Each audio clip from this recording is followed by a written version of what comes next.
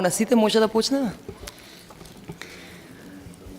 Вака да ве поздравам прво сите, ви благодарам што дојдовте на денешниот настан. Значи, ве повикавме сите, прво го избравме овој ден да го поздравиме као меѓународен ден на волонтерството и потоа да презентираме две анкети за граѓанското учество кои што ги изработи Реактор, нашата партнерска организација во проектот на УСАИД за граѓанско општество. Сакаме да ги покажеме клучните наводи кои што произлегува тоа. Ја замисливме денешнава дебата во две панел дискусии. Едната ќе се задржиме на солидарноста и поддршката, односно солидарноста меѓу граѓанските организации и граѓаните. Тука ќе имаме неколку воведничари кои што од нивното искуство ќе прикажат како сето тоа на терен во Македонија функционира и имаме уште една панел дискусија за влијанието на граѓаните врз политичките одлуки и локалните прашања. Добре дојдени сте за да влезете во дискусијата и исто така да си ги кажете и вашите размислувања. А сега ќе дозволам на Неда да продолжи. Фала.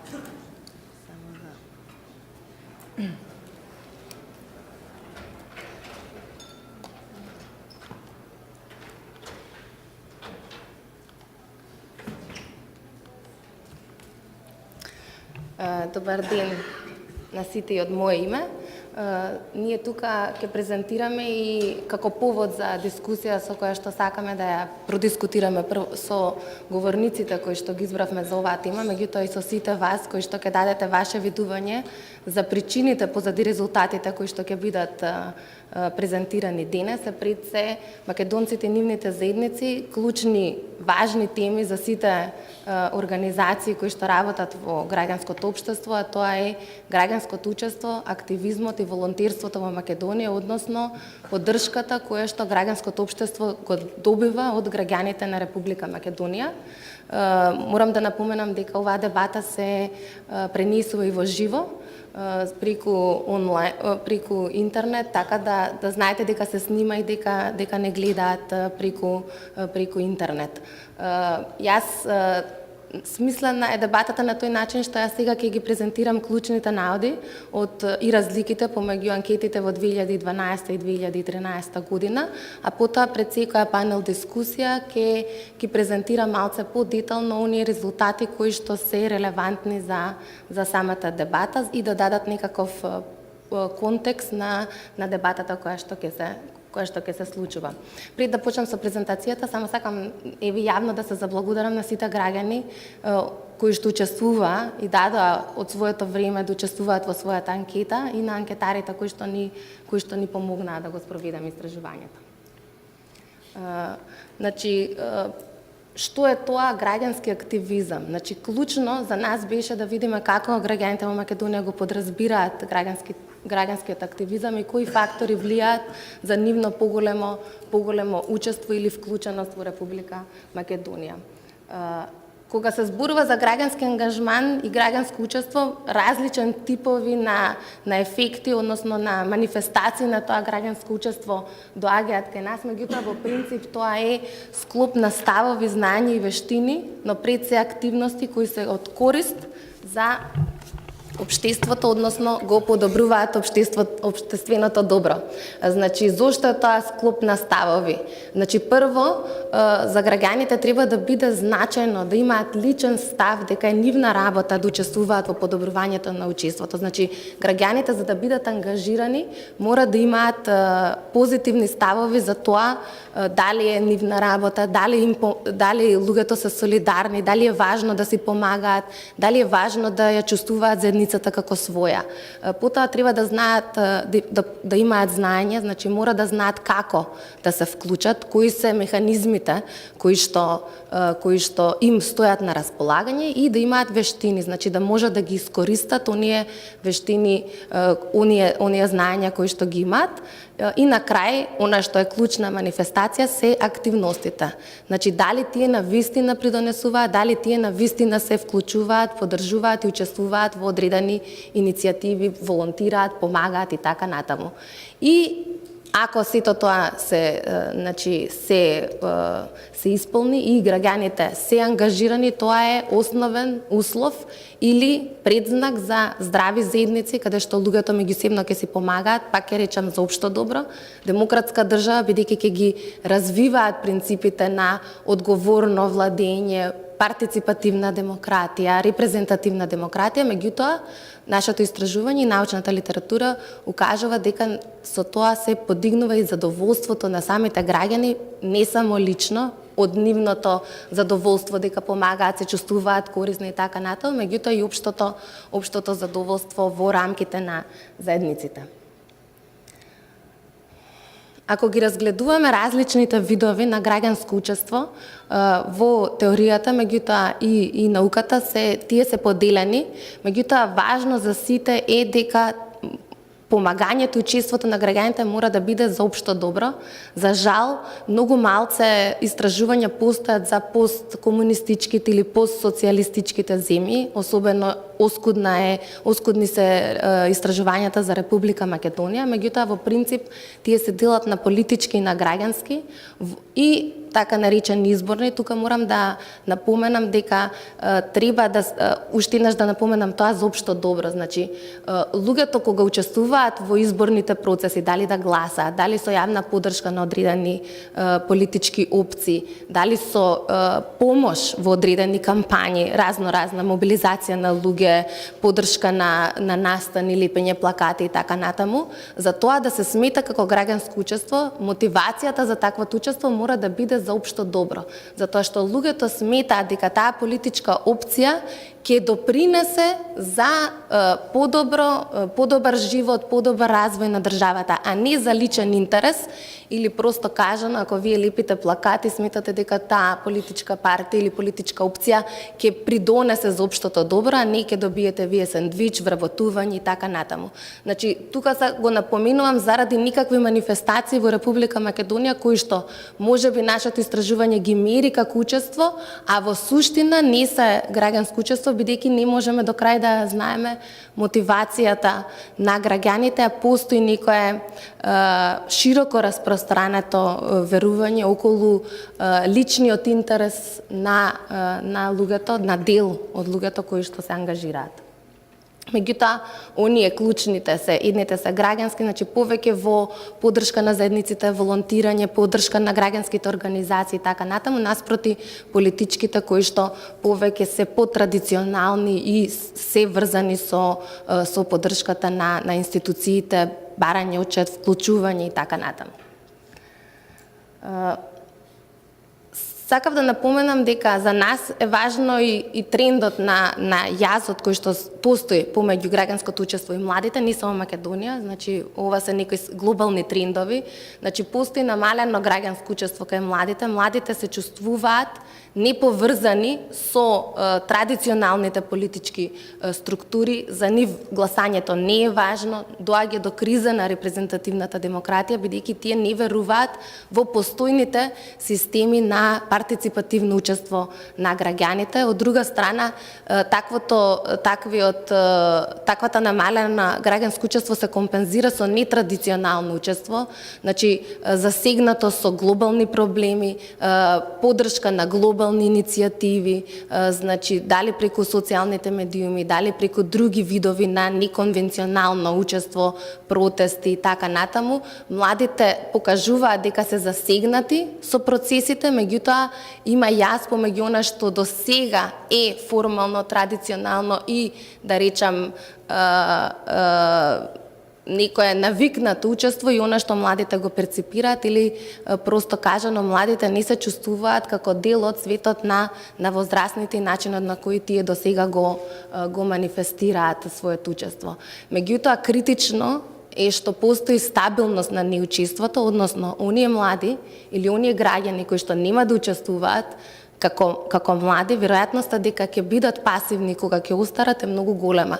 Значи, доколку младите се сега не активни, не ангажирани, тие веројатно ќе останат такви и како што ќе стареат. Значи, анализите се правени врз основа на анкета, која што беше спроведена во 2012 и 2013 година на репрезентативен примерок на популација од 16 до 66 годишна возраст преку компјутерски асистирано телефонско интервју. И сега клучните наоди ќе ги презентирам преку веб страната, која што е специјално креирана за да го приближиме истражувањето до граѓаните, građanskoučestvo.mk или civicengagement.mk, каде што можете да превземете и студијата. Значи се гледаат четири да речам категории, ние ги презентираме преку 4 категории кои што се клучни. Значи едното е самото учество во граѓански иницијативи и волонтерство. Значи колку граѓаните учествуваат, колку волонтираат, колку се активни. Меѓутоа, за да стигнеме до тоа, тие прво мора да се чувствуваат поврзани со својата заедница. Значи, чувството на припадност, чувството на солидарност е клучно, бидејќи доколку граѓаните не чувствуваат припадност, не се засегнати со местото во кое што живеат, не можат тие да се ангажираат за подобрување на самата заедница. Потоа ставот или чувството на лична одговорност за подобрување на својата заедница е исто клучно. Значи, граѓаните мора да веруваат дека тоа е нивна работа, дека тоа е нивна задача, за да може да се ангажираат. И исто така многу клучно е верувањето дека тие можат да променат нешто. Значи, да не бидат обесхрабрени, него да бидат охрабрени дека доколку нешто направат, тоа ќе може да има некаков реален ефект, дека тие ќе можат нешто да сменат. Доколку граѓаните се скептични и мислат дека не можат ништо да променат, дури ако силно се ангажираат, тогаш тие стануваат обесхрабрени и едноставно не може да се очекува дека понатаму ќе учествуваат. Значи, кои се клучните наоди? Значи, граѓаните се поделени околу мислењето дали може да им се верува на нивните соседи. Значи, едноставно 52% сметаат дека има доверба во соседите, меѓутоа 48% се скептични и сметаат дека соседите би ги искористиле доколку им се укаже можност за тоа. Значи, гледаме огромен дел од популацијата која од старт е скептична, односно нема доверба во своите соседи, и тоа се пресликува во нивните ставови за тоа колку луѓето често си помагаат еден на друг во најблиските заедници во кои што живеат, односно половина сметаат дека често или цело време си помагаат, а останатата половина сметаат дека не си помагаат или никогаш или ретко. И од тука за очекување дека солидарноста или довербата на луѓето во нивните соседи, луѓето во непосредното нивно живење се отсликува во чувството на припадност и кон заедницата и кон државата. Можете да видите дека 2 од 3 граѓани им припаѓаат или сметаат дека многу припаѓаат на местото на кое што живеат, додека припадноста кон Македонија е поголема, 3 од 4 граѓани припаѓаат на Македонија. Морам да напоменам дека најголемите значајни, значи статистички значајни разлики во 2013 година се токму на овие прашања. Колку луѓето сметаат дека се солидарни, колку луѓето мислат дека си помагаат и колку луѓето и припаѓаат особено на Македонија. Значи постои пат од 10% на тоа колку луѓето сметаат дека и припаѓаат на Македонија, односно се поголем број на луѓе сметаат дека всушност не припаѓаат на државата. И понатаму тоа е отсликано и во прашањето кое што во 2013 за прв пат го поставивме, а тоа е каде се гледаат македонците во наредните 5 години, ќе го презентирам подоле. Меѓутоа, она што со Младинскиот образовен форум го констатиравме кај средношколците дека 50% или половина од младите не се гледаат во Македонија, тоа се потврдува и во резултатите од 2013, значи половина од младите не се гледаат во Македонија, односно се гледаат надвор од Македонија, или 1/5 од целото население се гледа надвор од Македонија во наредните 5 години.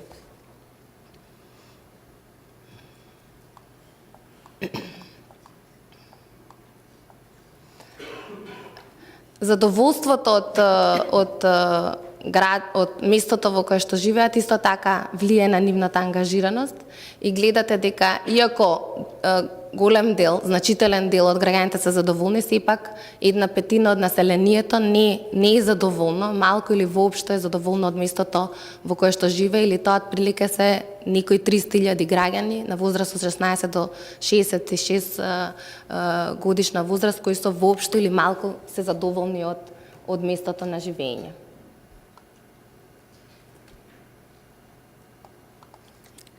Или оние корелации кои што беа утврдени е дека колку луѓето се позадоволни од своите заедници и имаат толку им е посилно чувството дека припаѓаат на нивните заедници и со тоа се зголемува нивното задоволство и се зголемува можноста за нивно ангажираност или поддршка на процеси, активности кои ќе значат промена на нивната заедница или на општото добро.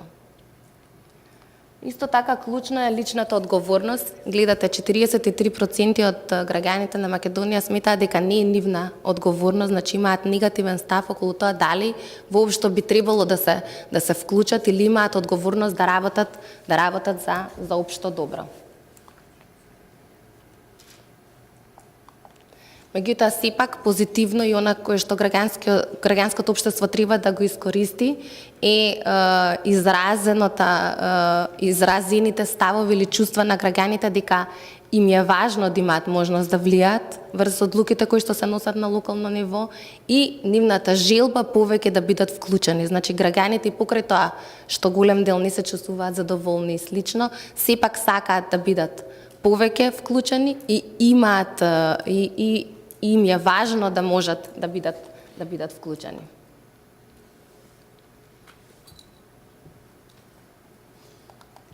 Меѓутоа, поразително, и ова исто така едно од прашањата каде што имаме исто така сигнификантни разлики во 2013 е песимизмот колку тие можат реално да влијат.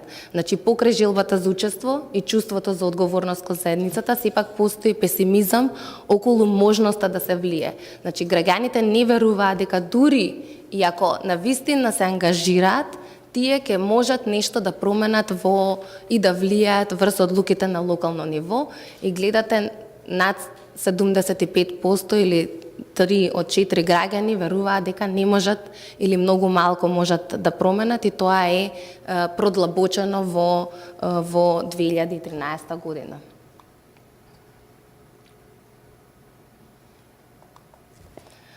Граѓаните беа прашувани кои механизми сметаат дека се ефикасни, што сметаат дека е ефикасно да се влие и тоа малку влијание кое што може да го постигна, дали преку кооперативни механизми ги поделивме или спротивставувачки механизми, некои кои што не се толку во тесна соработка со институциите, па ќе видите контактите со општината, местната заедница, контактите со градоначалниците, пратениците од една страна и протестите, медиумите, граѓанското општество, петициите од друга страна. Тука мислам дека е важно да се каже дека младите во споредба со возрастните мислат дека спротивставувачките механизми се поефикасни, додека повозрастните се навикнат или поголема поддршка даваат на потрадиционалните форми на учество. Меѓутоа, или во проценти како најефикасни се контактите кај традиционалните контактите со советниците на општината и местните заедници, додека кај спротивставувачките тоа е контактите со медиумите и контактите со невладините организации.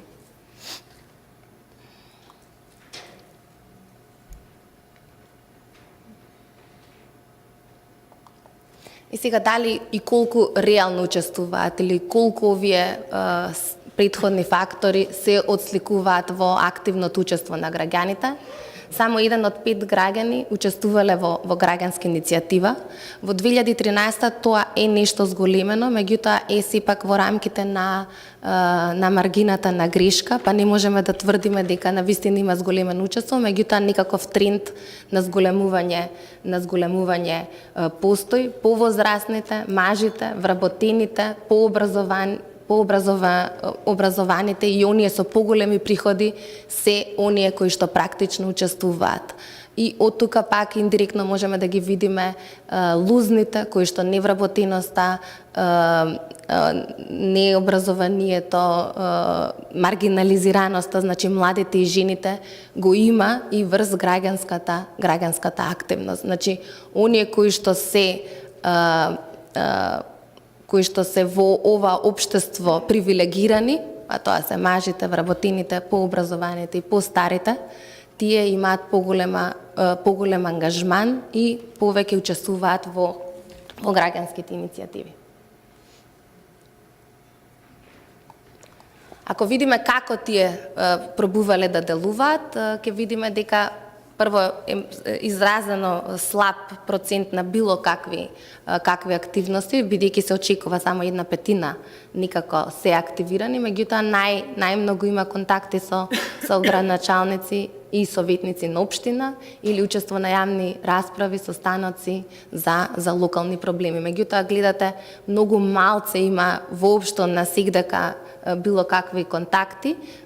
Овие се стабилни резултати во 2013, единствено имаше мало зголемување кај политичките партии, што беше за очекување поради изборите кои што се случија во 2013 година. Значи не мислиме дека тоа е, сметаме дека таа разлика се должи на изборите.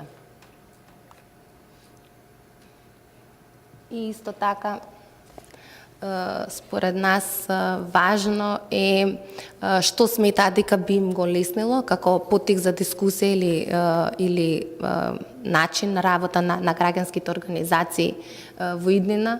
Значи, според нас искористувањето на новите технологии е еден од големите потенцијали, бидејќи мнозинство од граѓаните се изјасниле дека тоа би им го овозможило вклучувањето, и ако споредиме дека мнозинството од општини на најлокално ниво и немаат активни веб страни и така натаму, уште еднашка се истакнува проблемот кој што граѓаните го имаат во однос на транспарентноста и вклученоста со институциите, а кој што сепак за нив е значајно, бидејќи имаат голема желба да бидат повклучени.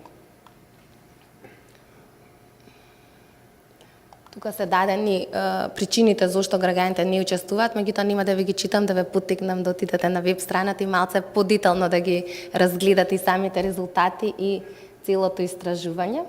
На крај само ќе спомнам околу помошта или волонтерството на граѓаните надвор од формалните организации. Значи, голем дел од граѓаните, дупло во споредба со европските земји, помагаат имаат поддршка до индивидуи кои што доброволно, бесплатно помагање на лица кои што не им се роднини. Значи, граѓаните навистина покажуваат надвор од тоа конвенционален активизам и поддршка на група. Значи, поддршката кон индивидуи е многу голема, или околу 80% од граѓаните помагаат на лица преку разни активности, дали е возење, одржување на контакти, купување, поправки, грижа за домот, имотот, милиничи и така натаму. Значи, тоа е според нас потенцијалот кој што треба да се мобилизира и да се искористи. Меѓутоа морам да напоменам дека дел од ова се должи и на големата невработеност и, да речам, сиромаштијата, каде што луѓето меѓу себе си помагаат, си компензираат, бидејќи тие услуги практично не може да ги купат или не е развиено на тоа ниво, и ова е еден дел од економијата која што во Република Македонија не се мери. Па од тука само да кажам со резерва да се земе во однос на потенцијалот кон граѓанското учество. Да, значи што заклучуваме?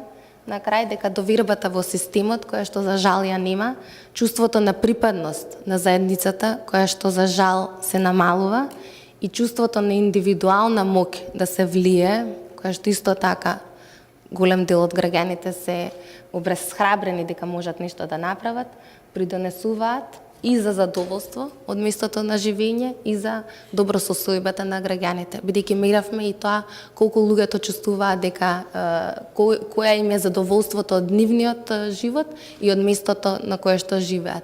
Од тука, значи, сакам да го потенцирам дека граѓанскиот ангажман не само што влијае за подобрување на заедницата и државата во која што живееме, меѓутоа има позитивни ефекти и врз личното задоволство на граѓаните. На крај само што ви ветив околу податоците за тоа каде се гледаат граѓаните за 5 години. Гледате 41,6% од младите на возраст од 16 до 26 години за 5 години се гледаат надвор од државата, 1/3 од луѓето на возраст од 27 до 36 години или вкупно од целокупното население 1/5 од населението се гледа надвор од Република Македонија. Мислам дека значено е што веќе Скопје не е атрактивно, многу помалку има миграција, а гледате дека повеќе се очекува да се мигрира кон руралните средини, особено кај постарите. Значи, незадоволството, сиромаштијата, предпоставувам ги и неквалитетот, загадувањето и така натаму ги поттикнува можеби граѓаните во постарата доба да се селат кон руралните средини, од каде што потекнуваат, предпоставувам. Се надевам не бев премногу долга. Сега не знам дали има генерални прашања, рефлексии околу ова пред да поминеме на панелите за дискусија. Ако има никаков во овој момент. Значи, веб-сајтот, да ни го кажете, рековте дека треба да го посетиме, не ни кажавте кој е веб-сајтот. Значи, веб-сајтот е građanskoučestvo.mk или civicengagement.mk за англиската верзија.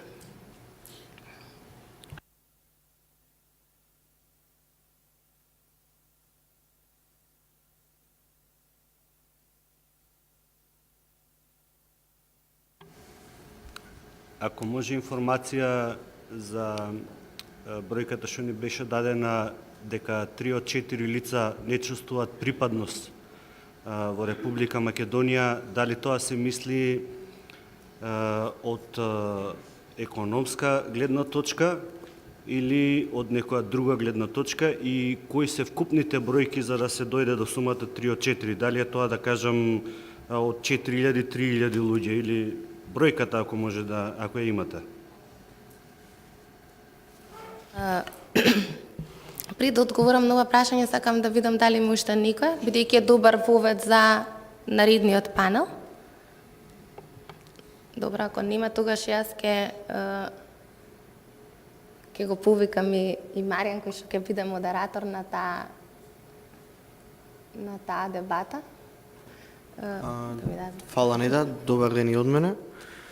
Во првиот панел ќе зборуваме за солидарност и поддршката во Македонија. Неда веќе презентираше дел од резултатите.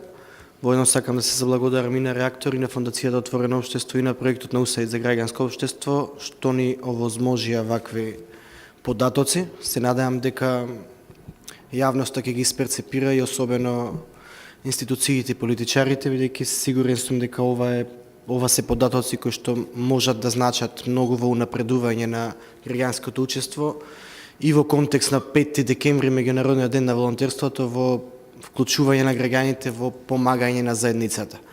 Кога сме кај денот на волонтерството, морам да споделаме на еден заклучок од дискусија која што се одржа синоќа во Битола, повторно по повод меѓународниот ден на волонтерството во организација на МКЦ Битола. Доста разговаравме таму за што е тоа волонтерство и како е перцепирано волонтерството во Македонија.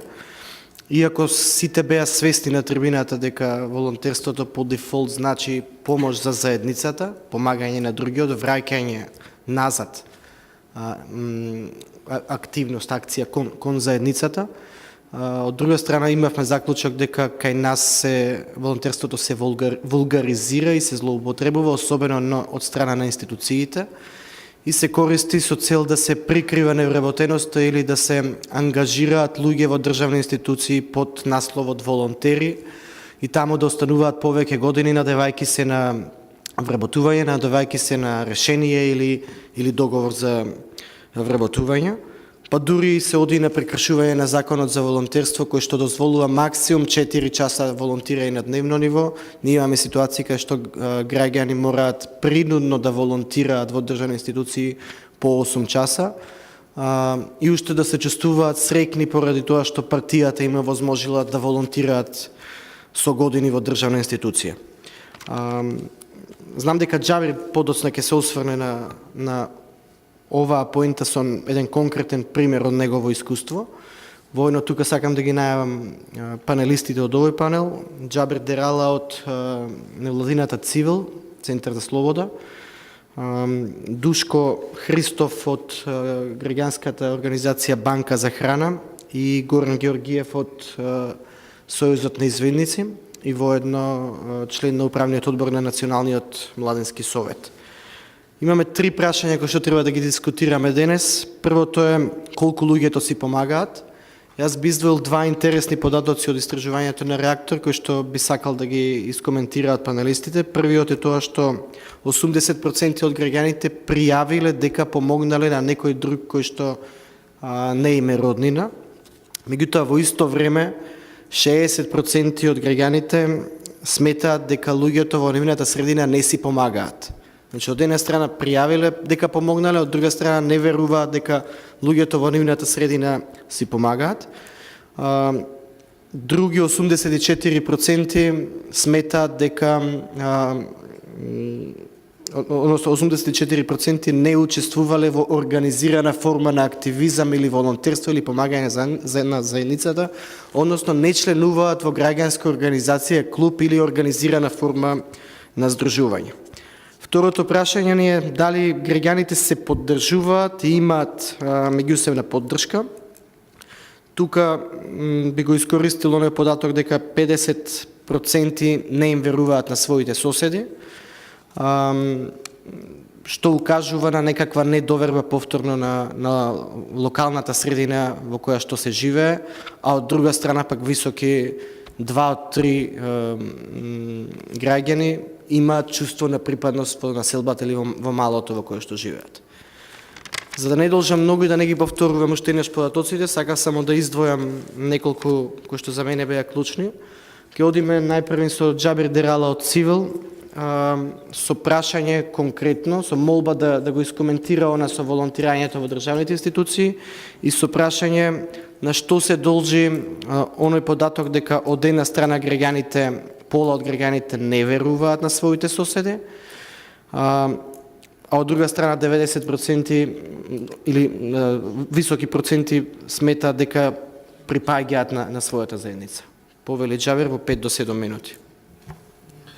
Благодарам, Маријан. Ако ми дозволите, јас би сакал на самиот почеток да дадам комплименти до ова навистина многу интересно исцрпно истражување со интересни податоци, иако голем дел од нив не се изненадување, барем за луѓе од оваа фела, сепак се една одредница која може да ни помогне во понатамошната работа во нашите сектори. Резултатите се повторно неизненадувачки, контрадикторни во многу делови, во многу сегменти, што Маријан тоа одлично го детектираше и го постави во воведот на прашањето. И јас самиот кога ги читав резултатите и воопшто студијата, ми текна на Хенрик Сокалски, шефот на мисијата на Умпредеп 92 година, што беше во Македонија, кој долги години остана поврзан со Македонија и има напишано една многу интересна книга An Ounce of Prevention или унца превенција.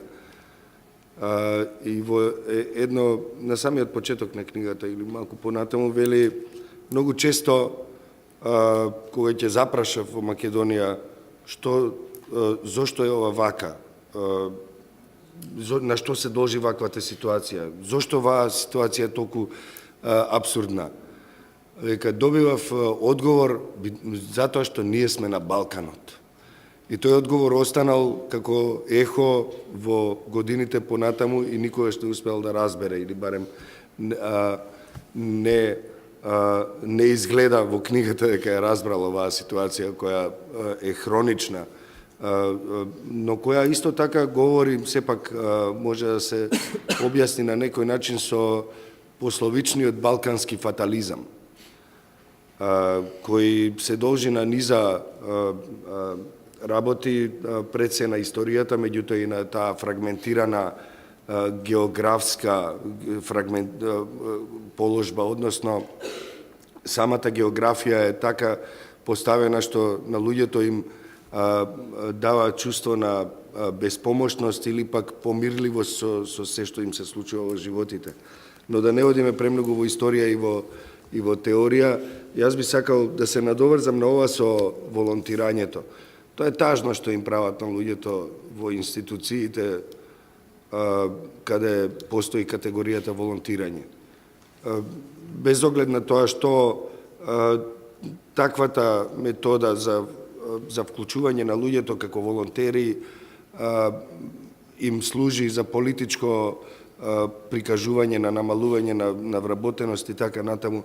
Ајде и тоа и да дури и да се разбере што не е ни за разбирање ни за одобрување, сепак на лични нивоа, на интерперсонални нивоа волонтерите гледаме дека се ставени во една навистина лоша позиција, подредена позиција, понижувачка позиција. На лични нивоа се експлоатирани не само нивните знаења, односно вештини, односно физичка работоспособност, односно физичката работа, туку и нивните ментални, спиритуални, етички, морални капацитети се исцрпуваат на тој начин што луѓето навистина губат надеж. Или пак се пак дури и среќни што воопшто имаат дури и таа позиција. Во многу случаи во наши активности, кога имало потреба од фотографирање, едноставно се сликаме, има еден човек што прави фотодокументација, не еднаш, значи не е еден пример, туку не еднаш луѓето ми пришли и ме прашале дали може фотографијата на која се наоѓаат тие да не биде објавена никаде. Во еден уште подрастичен случај,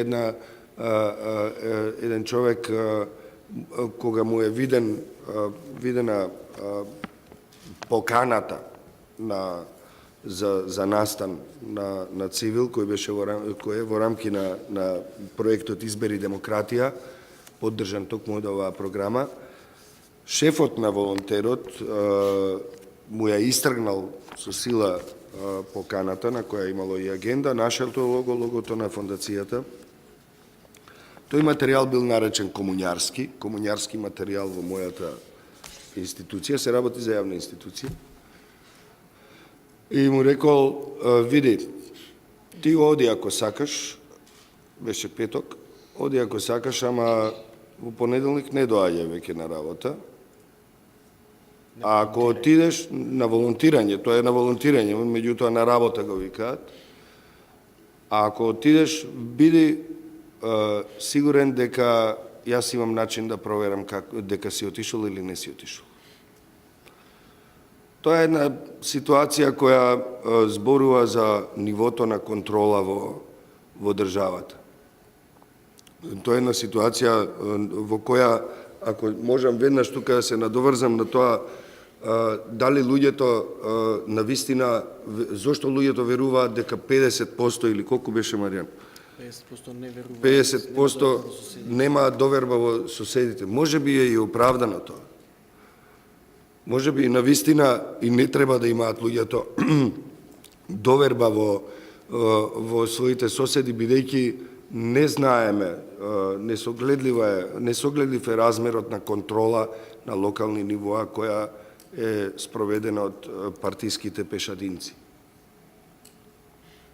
Не можеме од друга страна, во разговор со Маријан, ако може да го изнесеме етничкиот,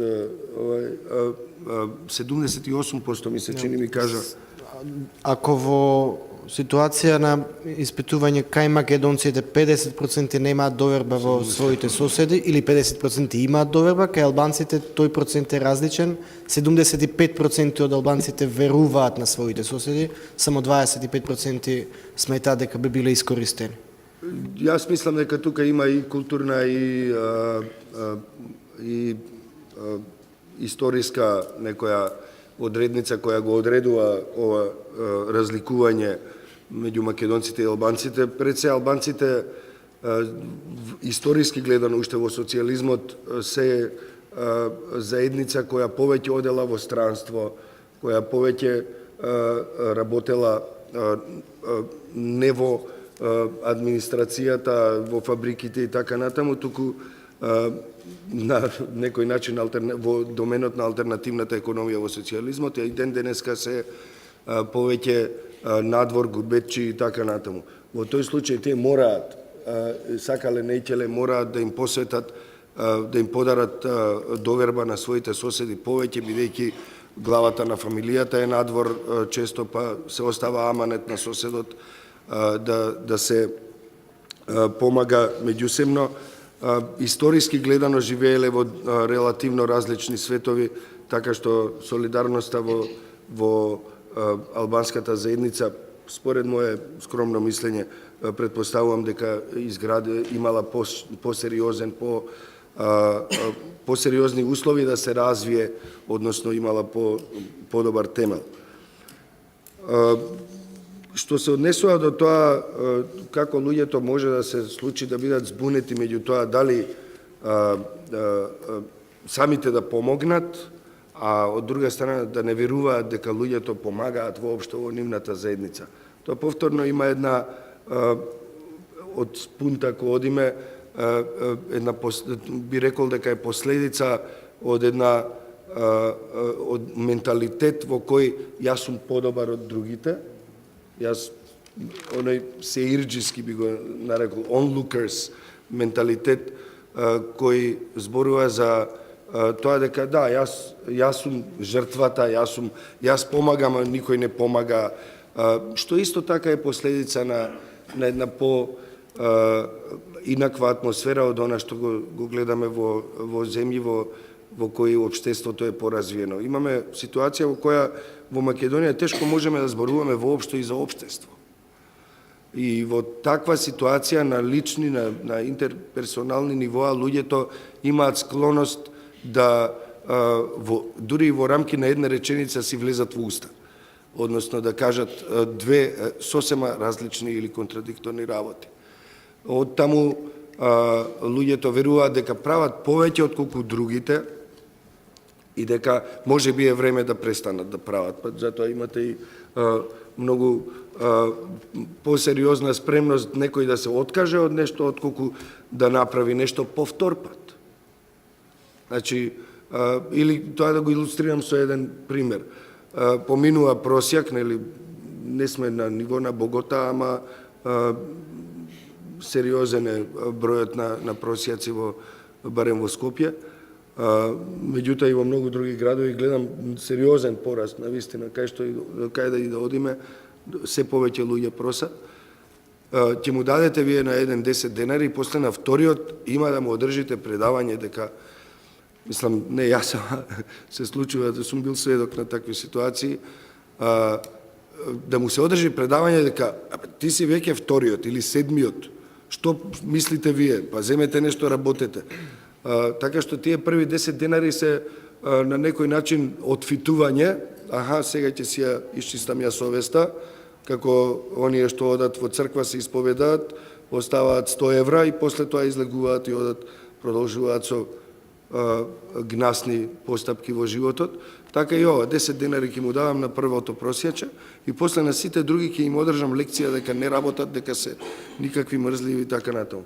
Не знам колку ова може да биде предмет на истражување квалитативно и квантитативно, но искуството животно ми го наметнува овој заклучок дека не можам да поверувам дека баш е така, како што кажале голем број испитаници. Сега ќе ми кажете, па голем број испитаници, ти еден можеш да го кажеш тоа за толку многу луѓе кои без да се договорат го кажале. Зборуваме за менталитет, зборуваме за култура, изборуваме за ниско ниво на развиеност на општеството и зборуваме за ниско ниво на политичка култура која е масовна.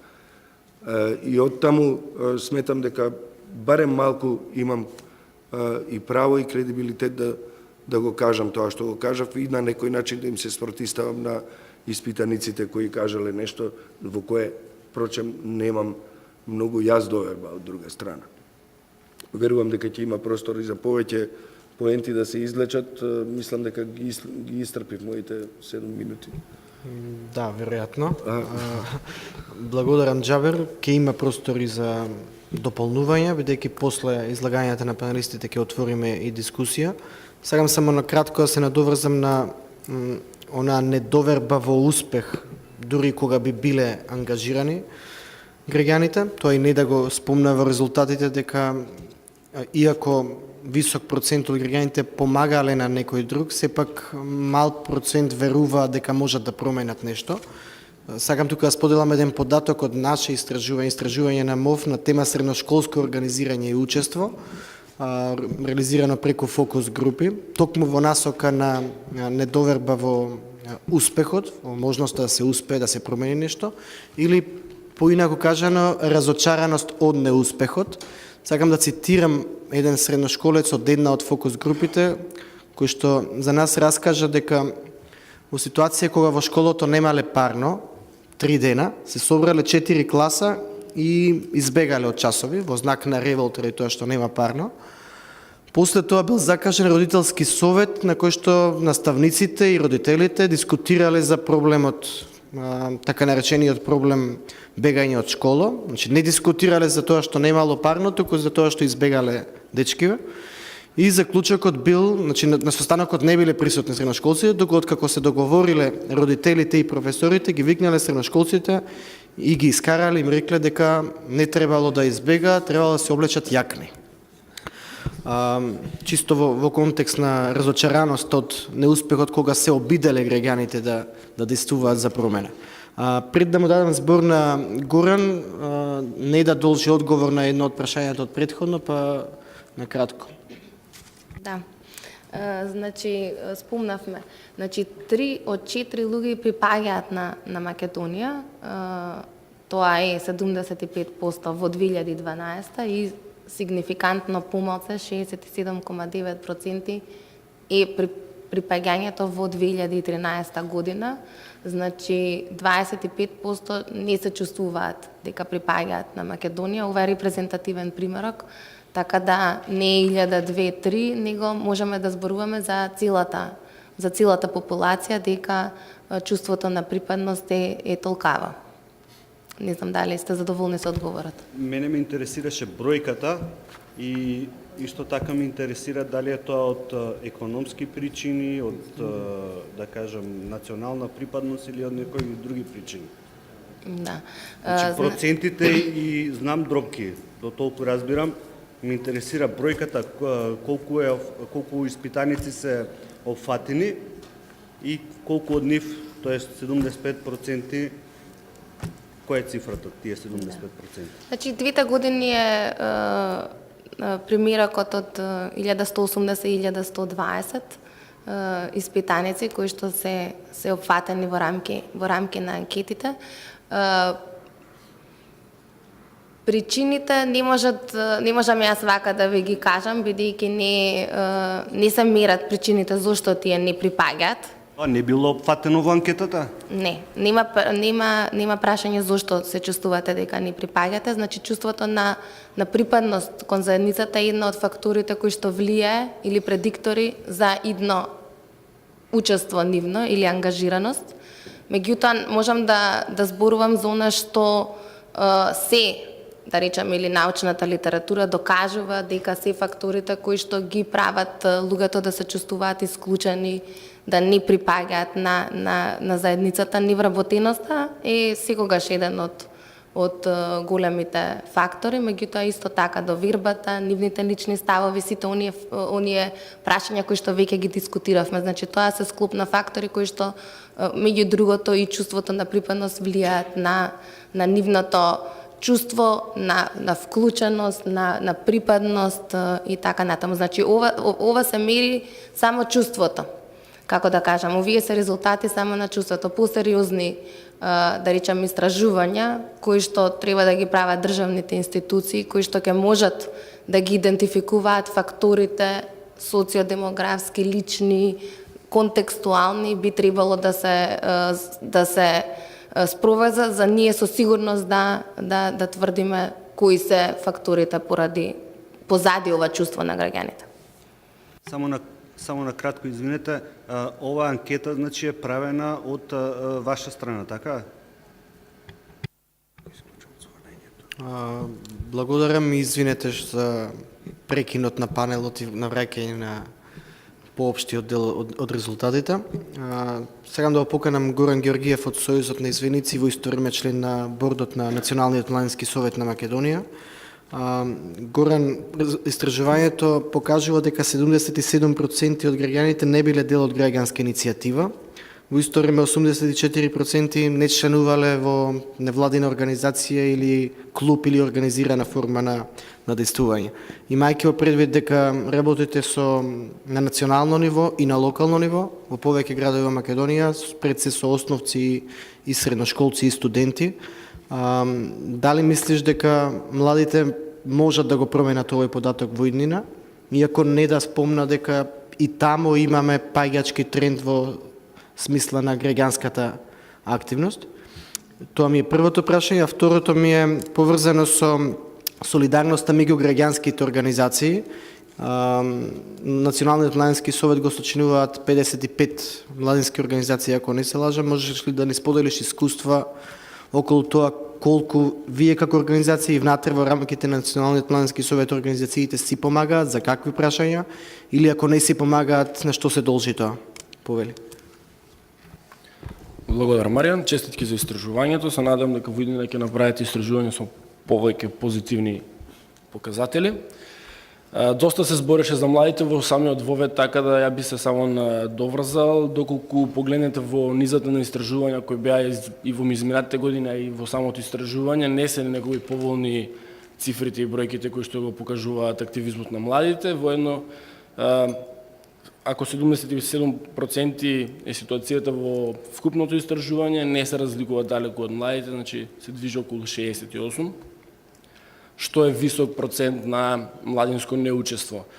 Причините може да ги бараме во повеќе средини, во повеќе места, но оно што сакам јас да го поврзам и со самата солидарност и самата причина што младите не се активни или како што постојано велат се пасивни, незаинтересирани и така натаму, е целосната недоверба во речиси никој. Значи, младите немаат доверба во општеството, како општество дека на нив искрено им нуди воопшто и простор да бидат активни, а камоли па повеќе. И тоа е голем проблем и ако би требало веднаш да одговорам на прашањето дали оваа состојба ќе се промени, жалам, но не очекува некоја светла иднина, доколку не се нешто драстично промени, а тоа зависи од нас, нели сите. Само кратко, Горан, на таа поинта, нашите истражувања покажаа дека младите немаат доверба ниту во себе. Можеш ли тоа да го коментираш малку, на што се должи? Едно е недовербата во системот, во институциите, во представниците, но друго е повторно високи кај нас меѓу средношколци истражувања, 67% не сметаат дека можат лично да променат нешто, не веруваат во себе, ниту пак имаат чувство дека кај нив е одговорноста дека тие се тие кои што треба да ја носат промената. Се согласувам. Причините може пак да ги побараме во повеќе локации.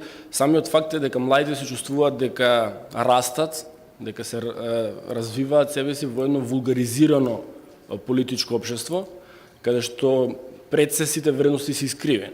Значи, на терен кога работите со млади, кога работиме со млади, ако секој од вас испадне со младите, ќе воочите дека не се младите толку пасивни како што ние сакаме да кажеме, они дека се незаинтересирани. Едноставно не веруваат дека може да променат нешто поради тоа што се притиснати или го гледаат општеството околу себе и не веруваат дека има простор да нивната енергија, нивниот активизам може да промени нешто. На прашањето зошто не се активираат или зошто не се солидарни толку многу, значи ако сакаме да ги споеме овие две работи, има значи три клучни концепти кои што првиот е довербата, вториот е комуникација и информација и третиот е нешто ново што се наметнува на целиот овој процес, тоа е секторизација. Не е твоја работа. Зошто јас да се бавам со тоа, нека се бави некој друг. Вклученост дополнително, ако го земе процесот на младите, како тие се развиваат и се вклучуваат активно во општеството, ние ќе забележиме дека пред се тие влегуваат во едно, како што кажа, вулгаризирано политичко општество, потоа влегуваат во средношколската возраст, кога тие немаат средношколско организирање и се сведоци на многу примери каде што чисти иницијативи, младински иницијативи, нешто што е нивно, што произлегло од нивно, било уништено самиот почеток. Токму овие работи нив ги уништуваат да тие воопшто сметаат дека треба тие да променат нешто. Полесно е да го спакуваат пасошот и да си од земјата за нив. И тоа продолжува повторно кога одат на факултет, каде што имаме повторно податоците за факултет. 85% студентите не членуваат во студентска организација, а од тие што членуваат 79 не гласале проценти никогаш на студентски избори. И ние вакви млади внесуваме во општеството. И не може да очекуваме нешто драстично да се промени, бидејќи младите се плашат да бидат манипулирани. Младите не сакаат да се вклучат во такви процеси што се конвенционални, бидејќи едноставно имаат одбивност кон нив. Сега, тоа не значи дека тие не се активни. Ние сега имаме социјални медиуми, имаме една генерација која што често не нарекуваат Facebook генерација, каде што младите многу полесно сакаат преку онлайн активизам да се изразат себе си. И да учествуваат, да споделат своји мислења и така натаму. Многу пати кога разговараме со младите, заклучуваме дека тоа што младите не се видливи преку конвенционалните методи, на протести, на разговори со општината, значи тоа е токму заради тоа што тие не веруваат дека на тој начин ќе постигне нешто. Не веруваат во општината воопшто, што е лошо и ќе треба да се работи. Не веруваат дека доколку испаднат на протести на улица дека ќе постигне нешто, затоа што веруваат дека тие ќе бидат изманипулирани или представени во друго светло кој што не е нивното. Многу важно за младите кога работите со нив и кога правиме истражување е дека многу е важно за нив нивната независност. Здраво, јас сум Дејан Димитриевски од Парламентарниот институт на Собранијата на Република Македонија. Моето прашање ќе биде насочено кон господинот Нухију. Значи, на почетокот на оваа дебата чувме дека во Македонија најзастапена е дискриминацијата врз основа на политичка припадност, но од вашата презентација забележав дека поднесени се само 3 представки врз на оваа основа, затоа ме интересира која е причината за малиот број на представки за овој тип на дискриминација, значи дали е тоа недоволната запознаеност на населението. Еве, например, јас до сега не сум, кога сум размислувал за овој вид на дискриминација, значи не сум ја ставал на тоа исто ниво како што е дискриминацијата по етничка основа, по расна или дискриминација по пол, или може би постојат некои други причини за тоа. Добро. Извинете за... А од кај знаеме дека нас не слушаат во другата причина? Не. Ова оди онлайн. Сретен Коцевски, Ира за Тетово. Она што сакам да го кажам се однесува на подолг период на искуство од работа во граѓанските организации, комуникација, соопштени и така натаму. И она што можев да го заклучаме дека ние во Македонија изгледа сме многу среќни кога сме имале решение наскоро? И тоа е факт, можам да го подкрепам, затоа што сите велат да, ќути добро е, супер, дај овој ќе ми заврши работа. Значи сите зависат од политичка партија, луѓето се притиснати заради работа и однемање пари, и сега што се случува на терен. Морам пластично вака, иначе може ние да теоретизираме, нели?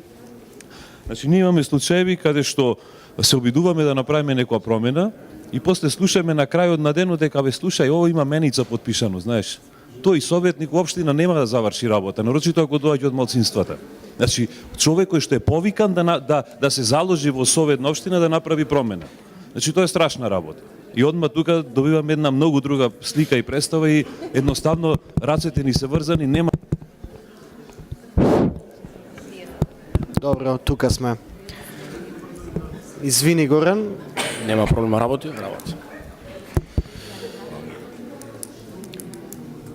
Можеш да продолжиш. Поред. И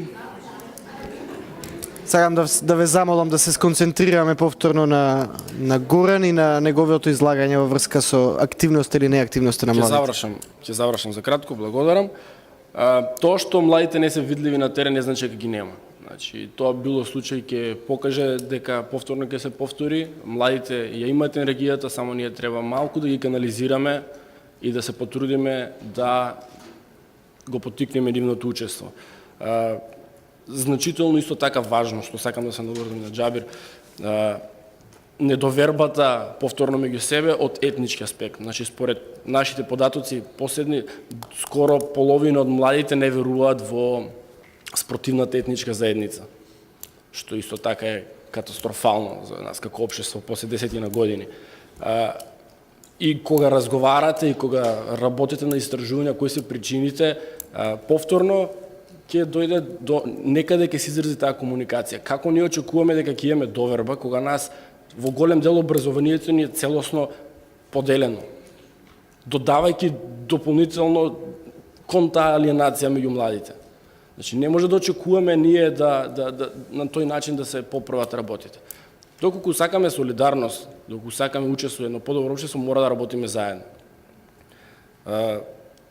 Имаше една популарна изрека, не знам кој е авторот, ние на овој свет сме за да работиме заедно да си помагаме, а за другите не знам. Благодарам.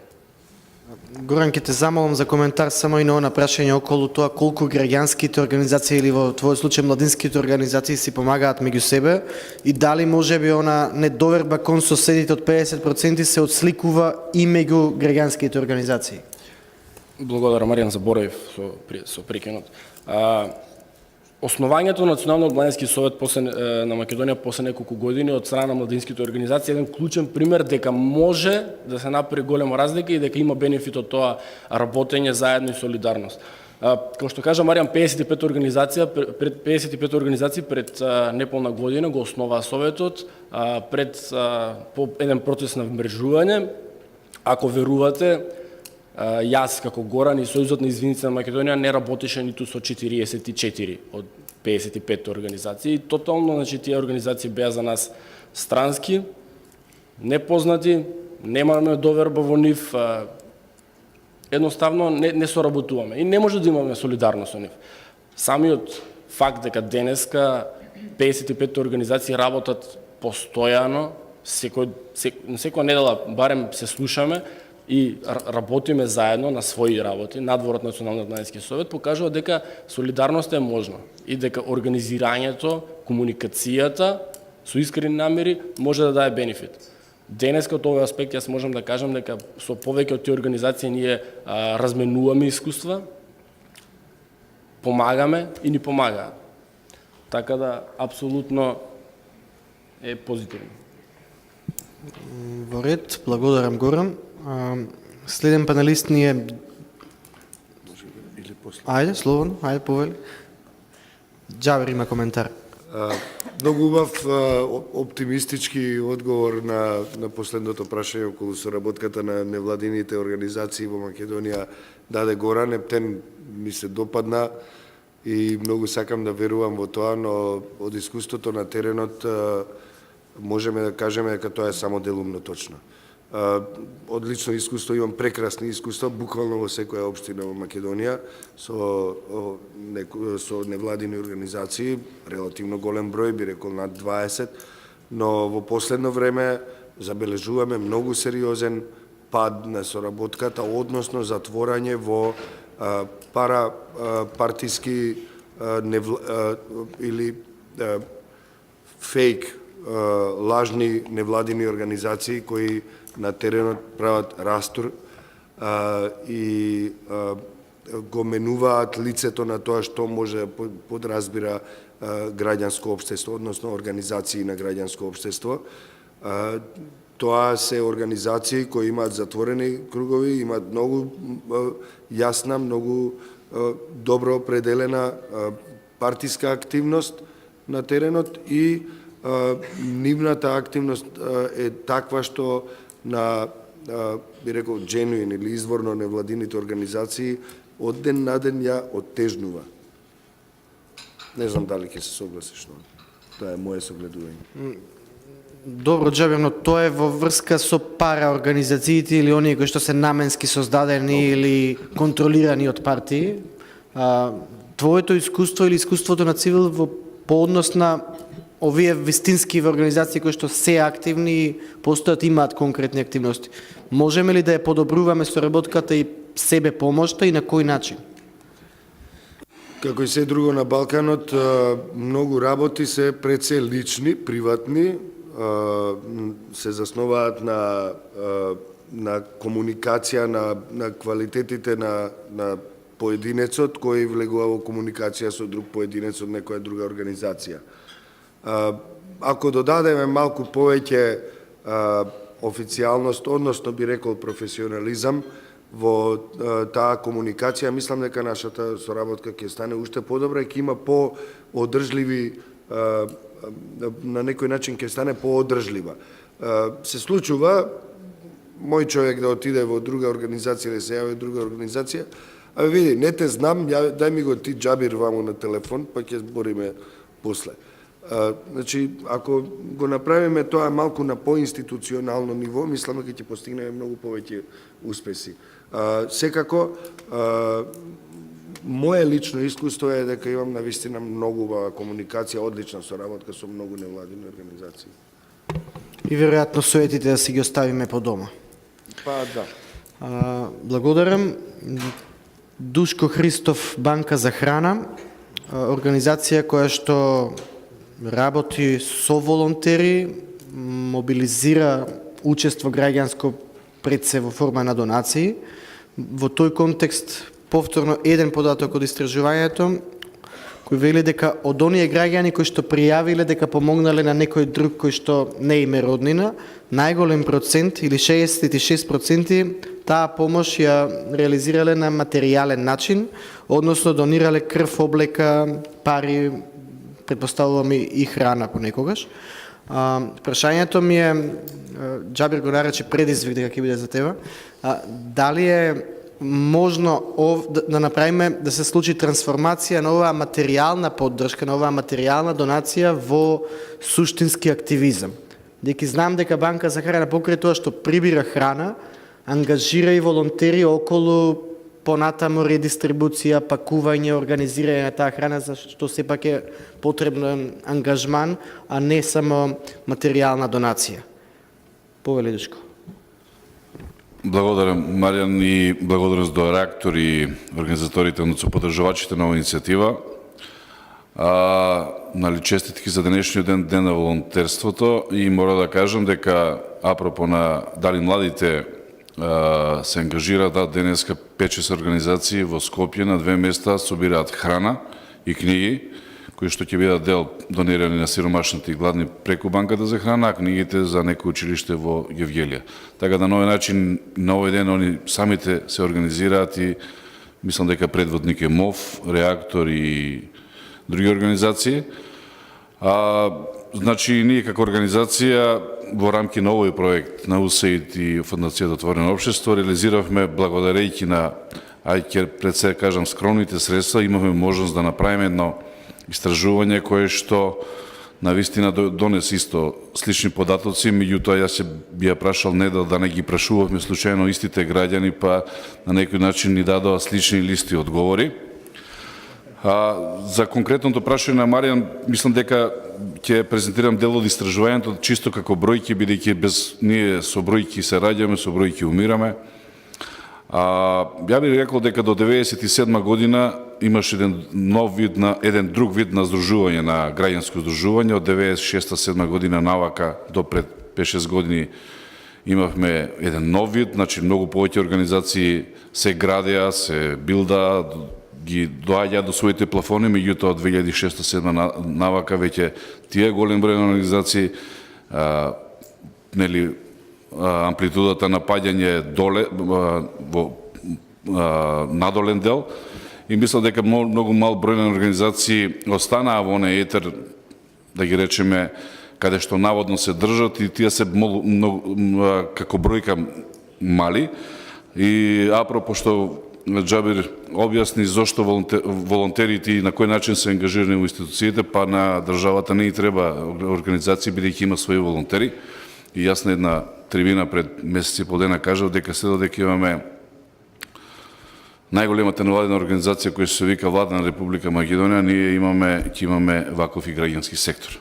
Може би престрого, меѓутоа навистина така, барем од области и сферата од каде што на некој начин сум се посветил да работам. Имаме податоци за тоа како и на кој начин преку акцијата Донирај, ствари, не знам, намештај, како се до тоа го пред се прибира, колку е собрано, на кого е дадено и во каква состојба е пред се таа помош. Јас би рекол дека денеска општеството ни е една голема заедница, каде сите заедно сме сами.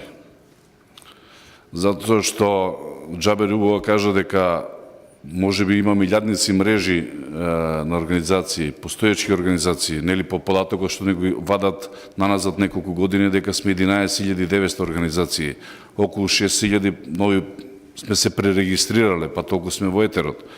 Значи, тоа е огромна бројка на организации, сега од тој активизам или тоа заемно помагање, колку ние како организации делуваме. Обично, ние викаме дека најдобрите работи се бесплатни, а сите останати се прескапи. Така и овие истражувања, кои што, нели, реков дека со бројки, без бројки не бива, бидејќи нешто да докажеме и укажеме, односно да му дадеме некоја насока, секогаш треба да постојат одредени мериле. Затоа и претпоставам истражувањето што го реализира реактор, имахме прилика, ние што седимо од оваа страна, да го видим нешто порано, како резултати да се спремиме за денешнова дебата, презентација.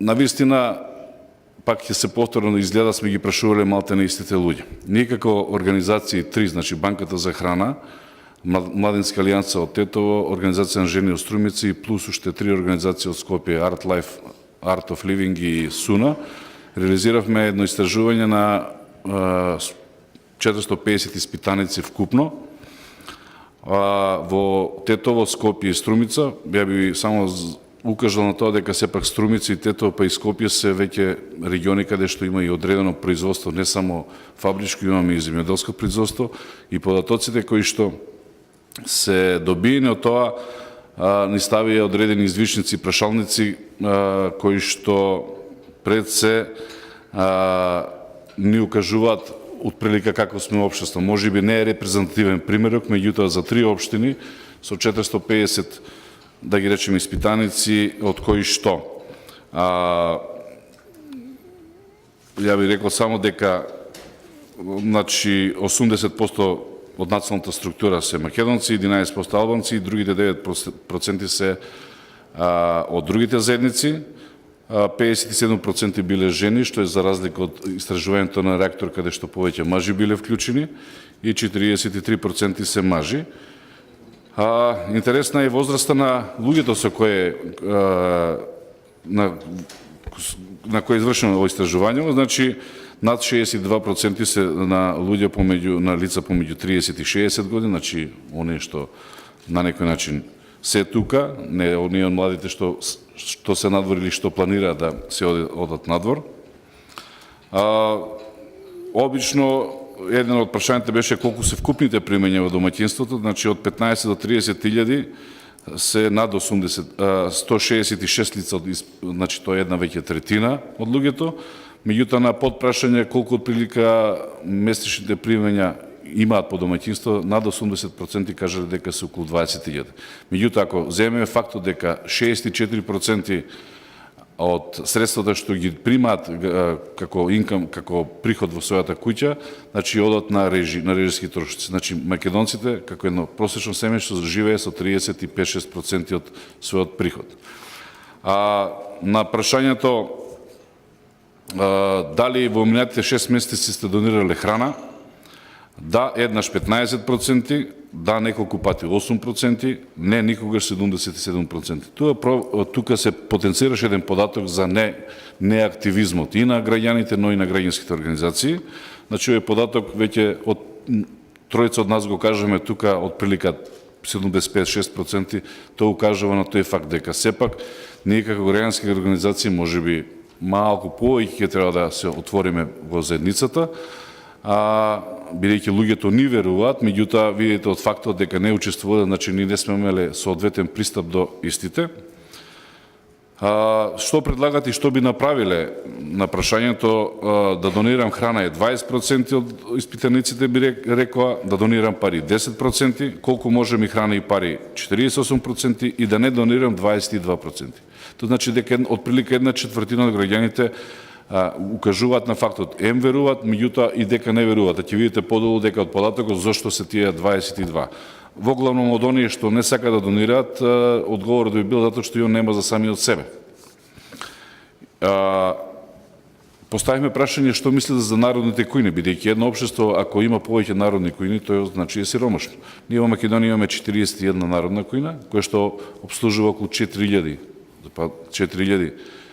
корисници. Само во Скопје 2000 луѓе просечно јадат 2 до 3 пати неделно. Значи треба да институцијата малце да и ние како граѓански организации, меѓутоа тоа не е наша обврска, да поведат малце рачун. Дали сте запознани со програмите, активностите, тоа се однесува и за младите, бидејќи дада податок дека не има послабо влијание во локалните власти. Во вашата општина за намалување на сиромаштијата ни поставиме конкретно прашање.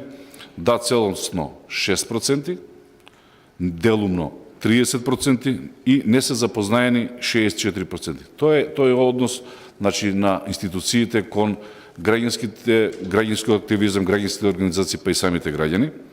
Дали сметат дека локалните власти преземаат доволно мерки за намалување на сиромаштијата и гладот? Да, премногу 4%, да, доволно 12%, делумно 27%, малку 26% и воопшто не 31%. Тоа значи дека над 60%, да наречем 70%, граѓаните мислат дека институциите не превземаат доволно мерки или акции со кои што ќе се справат со феноменот кој што, нели, рекол ми се, гладта е најтежок вид на сиромаштија. Иако дел кога го правихме ово истражување беше април-мај, тогаш и беа избори и после избори, нели, локалните, на кој начин вика се информирате за програмите и активностите на вашата општина за намалување на сиромаштијата и гладот? 43% рекле преку медиумите, 34% не се информира, 9% преку кампањи за подигање на јавната свест за сиромаштијата и гладот, тоа се однесува на нас и на самите граѓани, и вика 5% преку политички предизборни кампањи. Сега, тука мала дискрепанција има, но тоа е фактот, пак ќе кажем, еуфоријата која што беше после тие локални избори. И на прашање чија треба да е грижата за справување со недостигот од храна со која се соочува социјално загрозените граѓани, на општините 25% мисла дека треба да биде, на владата 32%, на приватниот бизнес сектор 8%, на НВО секторот 7%, самите граѓани во само организирање 4% и заеднички сите 24%. Ја велам дека тука над 50% граѓаните дале одговор, односно адресата, кој и на кој начин би требало да се справи со овој феномен. Сега има две прашања кои што го потврди оно што го мислевме. Познавате ли некој кому е потребна помош од храна? Тоа е, значи, тоа познаваме помеѓу нас. Да, одговорили 68%, не 32%.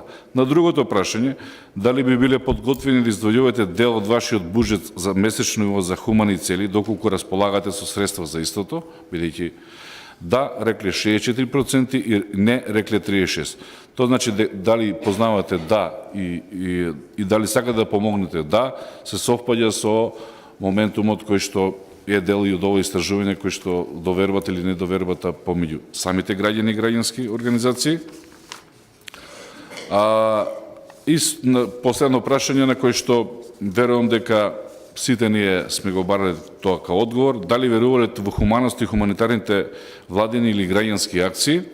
Да, во граѓанските 30%, делумно во граѓанските 31%, значи веќе 2/3 од граѓаните не веруваат, споредбено со податокот од 77% кои што луѓе не учествувале во некои акции. Тоа е наш простор за граѓанскиот сектор, кој што мислам не е доволно искористен на соодветен начин.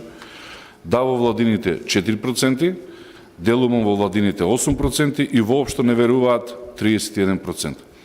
Ова е големо поле за нас, голем, ја го викам, простор кој што ние на соодветен начин би требало да го искористиме. Зошто го велам тоа? Затоа што сепак одредени акции кои што се спроведуваат од страна на институциите, тие знаеме дека се од времен карактер, значи 1, 2, 3 пати. Ние како граѓански организации имаме доволно простор и време, предпоставаме и мотив, и да не го заборавиме моментумот дека ние како граѓански организации сме линкот помеѓу граѓаните и институциите, и нашата улога е треба да бидеме коректор на она што се случува во нашето обкружување и општество. Ја би завршил со една изјава на Џорџ Сорос на прашање како кога сиромаштијата ќе исчезне, која што веќе скоро 6 месеци во етерот, барем во ова социјална тема.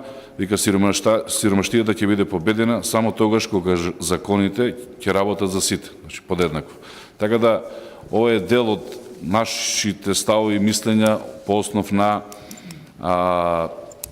она за што ние го како организација го работиме, а сепак во рамки на тој проект, тука мала дигресија би направил дека ние како граѓански организации 6 формиравме коалиција за борба против гладта и неохранетоста, која што веќе свој одзив доби и како покана да бидеме и членки на Националната алијанса, што како еден глобален процес ја поттикна Обединетите нации преку ФАО програмата за формирање на глобална алијанса за борба против гладот и неохранетост. Така да, ете, нашите резултати, нашиот успех пред се и на други организации кои што се членки на ова, даваат пример дека може, доколку се сака и доколку имаме одредена тема, да се работи на конкретни акции и активности. Благодарам, Душко. Само едно кратко прашање, повторно сведено на ниво на бројка. Дали сте единствената банка за храна во Македонија која што организирано собира храна од граѓани во форма на донација? Да, единствената банката за храна може да има во секоја општина. Меѓутоа не е тоа поентата да секоја општина има банки за храна. Ние сме и членка на Европската федерација на банки за храна, каде што членуваат 247 банки од 22 земји. Значи секогаш постои една национална банка и другите се, меѓутоа не почитувајќи го тој модел речено да отвараме локални бранши на банки за храна, ние преку коалицијата кој што е од различни градови и организации на тој начин пробуваме со сите сили и можности да на некој начин го етаблираме тој систем. Дали имате информација или анализа до колку граѓани сте допреле, односно колку граѓани сте мобилизирале на ниво на бројка? Колку граѓани од постоењето на банка за храна донирале храна? Над 42 тони храна имаме собрано за неполни 2 години. Добро. Поделена е над 1700 луѓе во моментов денеска ќе си легнат. Поделена на 1700 граѓани кои што имале потреба од храна. Така. Значи денеска кога ќе легнат 724 луѓе ќе јадат нешто од банката за храна. Секој ден 365 дена. А дали имате информација на ниво на донатори, колку луѓе донирале храна? 1/3, значи тоа водиме прецизна евиденција, 1/3 од донациите кои што ги обезбедиме во храна се од граѓаните. И тука може да споменам, да го пофалиме реактор, бидејќи како граѓанска организација, бројката на луѓе не им знам колку се, меѓутоа донираа 124 килограми храна, над 180 производи кои што пред месец дена имавме акција со книга против гладот, каде што докажа формата на организација како организација, докажа дека сепак мала група на луѓе посветена на тоа да помогне некому, најде начин да допре до нас. Благодарам. Пред да го отворам панелот за дискусија, ќе имаме некои 15 минути за дискусија. Сакам во контекстот на Душко што го кажа околу големиот број на граѓански организации во Македонија. Сакам да споделам еден податок околу чисто за споредба со Соединетите Американски држави. Во Македонија бројката на пререгистрирани е околу 6000 организации, што му доаѓа една невладина на секои 93 жители. ако поделите според број на жители, вкупен број на жители, додека пак вкупната бројка на регистрирани непрофитни невладини организации во САД е 2,3 милиони, или по глава на жител доаѓа една невладина на 330 обратно. Една невладина на 93 жители во Соединетите американски држави, во Македонија една невладина на 333 жители.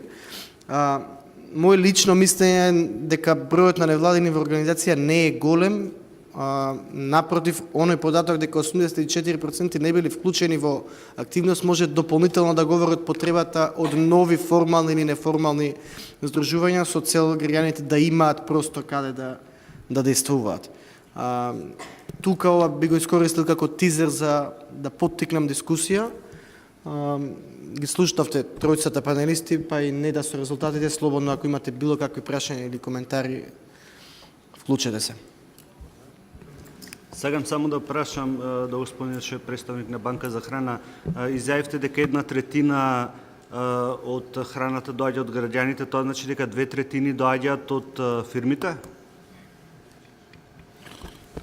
2/3 со помош на нашите партнери и мускулатура, да речем така, во лобирање кон фирми и поединци, обезбедување на средства и поголеми количини на храна. На тој начин обезбедивме, а иначе имаме анонимни донатори, ќе ви кажам конкретен, 5 тона ни нудат јаболка од Ресе, немаме кај да ја ставиме како складиште, да може да ја дистрибуираме до гладните, бидејќи врз основа на одредени наши акции, некој слушнал, разбрал, сака да помогне, имаме ние хумани луѓе кои што може да помогнат. Меѓутоа има и други форми каде што може да се дообезбеди храна. Како податок не ви кажав дека во Македонија годишно се фрла над 8.000 тони храна. Тоа е апроксимативно кажано 8.000 луѓе да јадат помеѓу 250 и 300 грама некој си достоен оброк дневно. Тоа го фрламе. Благодарам и за прашањето и за одговорот. Друг или друга со прашање, коментар? Повелете. Само ако може да ни се представите. Благодарам. Јас сум Трајан Димковски, тука сум од Рурална коалиција.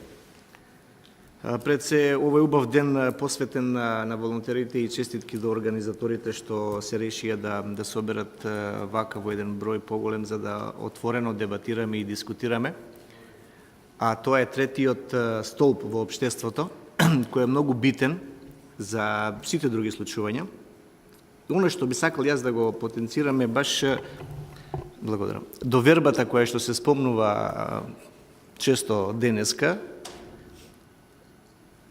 каква е, зошто е до тука и дали е од овие трите столба, ако ги спомнеме јавниот сектор, бизнис секторот и граѓанскиот, јас сум убеден дека сепак е најголемата доверба токму во овој сектор.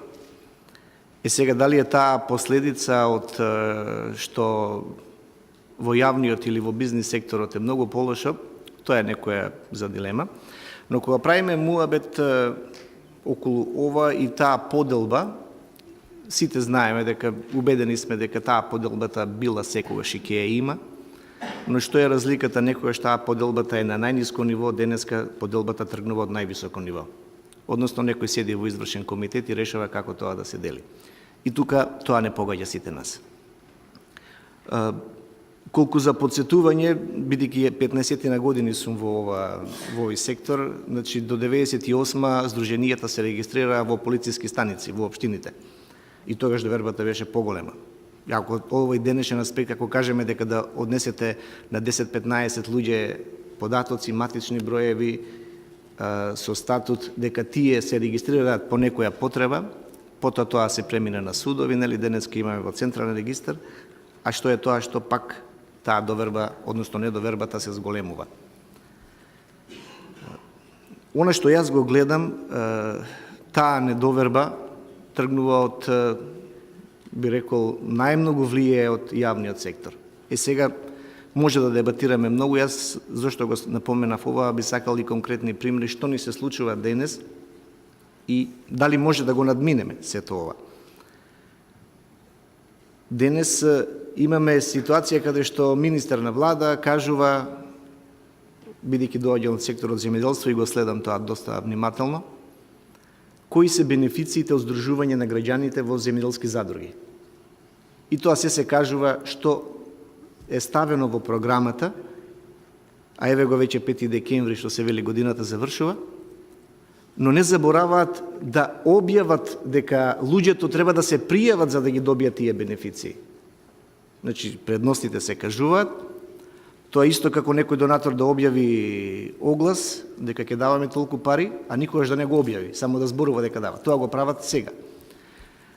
Сигурно ќе се сетиме за денот на дрвото, 5 милиони садници. Кој од нас ќе поверува дека во такво време се насадија 5 милиони? Никој не кажа дека не насадивме 5, насадивме 3.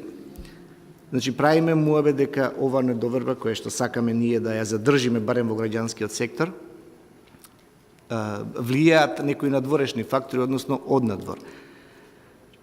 Дека мал број на организации има во Македонија, точно е, зборуваме за граѓански од она бројките, но зошто е сето тоа? По природа човекот е склон да пред себе има лидер, да гледа некого, да го поддржува. Зошто една работа да ја работат 5, ако може да работи 1, али во интерес на другите. И тоа се постепено што го имаме кај нас некако ствара таа број, односно процентот на недовербата што се зголемува, е токму резултатот каде што ние можеби порано се делевме на кој за кој клуб навива. Па знаевме, денеска сме поделени кој во која кафеана оди, кој со кого се дружи, па треба да внимаваш кога зборуваш на телефон, па да се видиме затоа што некој големиот брат нели е постојано околу нас. И сите тие мали сегменти, ако може да ги крстиме, не доведуваат до оваа недоверба или до таа поделеност. Но јас искрено верувам дека сепак ова клица, ако може така да се каже, која што еве ние отворено дебатираме и понатаму ќе се разговара и ќе се учествува во овој граѓански сектор и покрај тоа што ние некои работи ги работиме професионално, но сепак секој од нас дел од своето време убеден сум дека поддржува волонтерски, дали е тоа во своето мало, во својата урбана заедница, каде да е. Сето тоа е некоја активност која што ја имаме. И верувам дека со промената, односно со зголемувањето на довербата кај јавниот сектор, ќе имаме и ние покачување едно кај довербата помеѓу нашите комши и слично, но ние ја имаме таа предност, односно влијание да може да разговараме поединечно во кругови во кои што се движиме, се со цел да овој процент се зголеми. Но зашто постојано зборувам за ова, мислам дека довербата е клучен збор, односно клучен сегмент и во нашата работа, и во општеството, и во сето она што го работиме. Ако не си веруваме еден на друг, тогаш џабе го правиме целиот муаве, што се вели. Благодарам. Ви благодарам.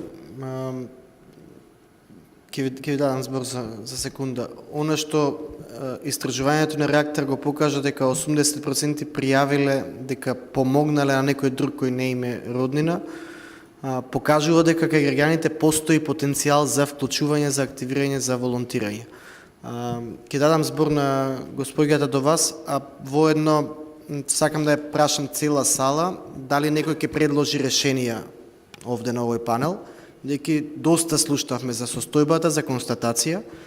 После говорот би сакал да размислите за тоа како оној потенцијал за кој што зборува реактор може да се стави во функција.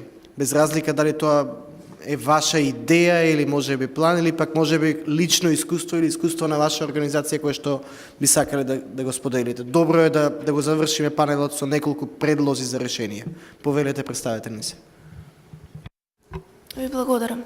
Јас доаѓам од студентска организација Излез и би сакала да искоментирам околу довербата на луѓето кон организациите и податокот за една невладина организација на 330 жители кои што го спомнавте и понудата дека би требало да имаме повеќе организации. Па вака, би почнала со тоа што според мене можеби не е клучно да имаме многу нови и мали организации, бидејќи довербата на граѓаните кон една организација мислам дека е пред се определена од резултатите кои што ги постигнала самата таа организација. А сведоци сме дека една просечна помала или нова невладина организација не е толку моќна да ги оствари своите цели и со оглед на тоа што наидува на бројни институционални кочници да ги реализира истите. Например, ние постоиме веќе 3 години како студентска организација и гледаме дека тој временски период, кој е релативно краток, не е доволен да ги мобилизира младите да се вклучат или да, не знам, да ја поддржат таа кауза со која што се водиме и слично. Така да мислам дека се не е добројноста, туку треба можеби да се, не да ги монополизираме неколку организации, туку да се потрудиме да ги разработиме доволно за да граѓаните имаат видливи резултати пред себе и да знаат во што влегуваат и кон што би можеле да ја понудат таа своја доверба. Благодарам. Благодарам за коментарот. Се надам ке зборувате за решение. Повелете. Здраво на сите, Иван Николовски, исто така од студентското списание Излез. Денес малку сум настинат, па ако не се разбира што зборувам, ве молам, прашате да зборувам погласно, се надевам дека зборувам окей. Вака, имам прво прашање, едно кратко, до господинот Горан Георгиев од Националниот младински совет на еден неодамнешен семинар кој што се одржа во Маврово, беше тема за превенција на говор на омраза. Зборував со представници од невладината Центар за интеркултурен диалог од Куманово и зборувавме баш за оваа тема за Националниот младински совет. Мислам дека и они се дел од Националниот младински совет, ако грешам, поправете ме. Зборувавме за тоа како, дали воопшто имате план да преку овој Национален младински совет некако повеќе се зголеми соработката со единиците за локална самоуправа, односно ако ги следиме тенденциите кои што се случуваат во Европската унија, па и некои соседни земји како Србија, Хрватска, Бугарија, каде што младите веќе според некои сознанија кои што ги имам во Европската унија влегуваат во ранлива категорија која што не е толку застапена, да кажеме, во цивилното општество, гласот не се слуша и дека се менуваат цели легислативи во некои од европските земји каде што младите се потикнуваат активно да влезат во policy making и во policy decision, односно во некои земји дури е и задолжително да постојат младински совети кои што паралелно со оние совети на општините би одлучувале директно за прашањата кои што ги засегаат младите, односно би имале гласност, не само да профилираат фигуративно. Какви се тенденциите во Македонија? Дали можеме да очекуваме во скоро време? Дали веќе работите на тоа? Дали нешто околу тоа, ако може да ми кажете? Благодарам на прашањето. Најпрв во Македонија состојбата е дека ние на локално ниво имаме само 4 до 5 младински совети кои што работат. Се согласувам со важноста и најверојатно, ако мене лично прашате, сметам дека младите во Република Македонија се на ранлива категорија, која полека е се повеќе маргинализирана. Оно што Националниот младински совет работи и ќе работи многу упорно во иднина е токму оно на кој што вие се обративте, да направи еден што е можно поголем структурен диалог со институциите, како и на локално, така и на национално ниво, за да можеме да го пренесеме тој глас на младите. Воедно ве поканувам и вас како организација да пристапите, затоа што колку повеќе младински организации ние сме во Националниот младински совет, толку ќе биде поголема репрезентативност, толку посилен ќе биде нашиот глас. Дефинитивно, значи, треба да ќе работиме на структурен диалог, односно да конечно се поставиме себе си на иста маса со институциите, каде што ние ќе може да застапуваме гласно за младите. Лично мислам дека ќе биде многу успешно, бидејќи гледам огромен потенцијал, сметам дека ќе бидеме многу гласни и дека ќе постигнеме доста. Ако смејам, Горан, ајде, повели. Нема да зборам за некое решение големо, бидејќи ќе зборувам за некои можни решенија на ниво на општина во следниот панел, сега да не крадам време. Сега овде од мојот со луѓе околу мене, сите знаеме дека бидејќи се сврта околу младите и мене особено тоа ми се свига како ги пуштаме во општеството. Во нормалните земји во светот, за да добиеш пролазна на крај свидетелство на крајот на годината, мора да имаш одреден број часови на, они го викаат community service hours, или часови на служба на заедницата. Имало ли обид до сега да се внесе тоа во нашата настава? Тоа е во основно и во средно, а има и на факултети. Значи, не можеш да добиеш диплома ако немаш годишно служење на заедницата. Тоа е одење по домови, да им помогнеш на стари луѓе, да собираш нешто, да чистиш, значи и не е лажење, проформа како што имавме пракса еднаш порано на времето, јако учев, но на вистина се со заведување, со професор, со подпис. Ако тоа им го внесеш како обврска, бидејќи кај нас ако не е обврска, веќе мислам дека не поминуваат некои работи, а вие како луѓе што се занимавате со младите, мислам дека може ова да ви биде една од акциите. Благодарам, Герман. Само коментар дека ние сме се обидувале не да внесеме КАС или Community Action Service, туку неформално образование како дел од курикулумот во образованието и најчесто одговорот е донесете одобрение од Министерството за образование дека може да оправите ова. А знаеме колку сме неподобни во Министерството за образование, па тоа веројатно дава одговор на шансите за успех кога доаѓа некој неподобен да предложи акција. Во тој контекст, во она што спомна Горан околу Националниот младински совет, спомна Горан структуриран диалог, соработка со институции, лобирање, застапување за наметнување на младинските ставови при одлучувањето. Ке ти дадам Жежо Костени, ке те прашам, иако учествува во формирањето на НМС и исклучително ја ценам работата ваша како управен одбор, прашањето ми е што ако институциите одбијат да соработуваат со Националниот младински совет, како што тоа дел од нив, поголемиот дел од нив го прават во моментот, што ќе ни биде замена за тој структуриран диалог, во кој што постои ризик институциите да не сакаат да учествуваат? Благодарам. Најпрво не сакам да верувам дека нема да сакаат да соработуваат, ако не сакаат ќе ги натераме. Шала. Мала.